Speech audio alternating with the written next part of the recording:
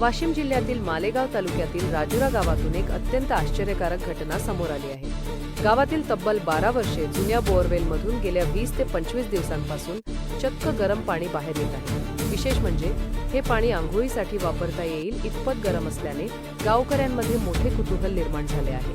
गेल्या अनेक वर्षांपासून या बोअरवेलमधून नागरिकांना नेहमीप्रमाणे पाणी मिळत होते। मात्र अचानक पाण्याच्या तापमानात बदल झाला आणि बोअरवेलमधून गरम पाणी येऊ लागले।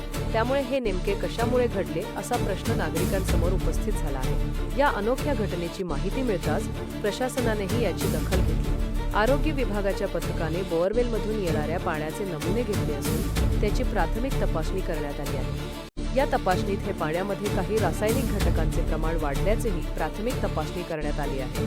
तसेच पाण्यामध्ये काही रासायनिक घटकांचे प्रमाण वाढल्याचे, त्यामुळे आता या पाण्याची सविस्तर तपासणी करण्याचा निर्णय घेण्यात आला आहे।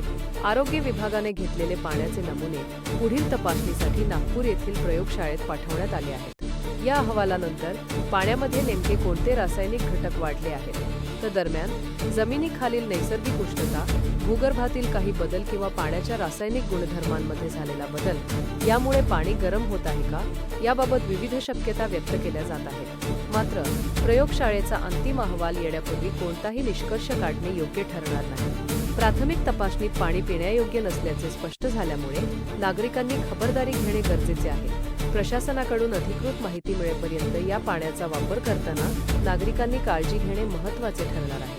12 वर्षे जुनी बोअरवेल, गेल्या 20 ते 25 दिवसांपासून येणारे गरम पाणी, पाण्यात वाढलेले रासायनिक घटक आणि नागपूरला पाठवण्यात आलेले नमुने यामुळे या घटनेचे गूढ आणखी वाढले आहे।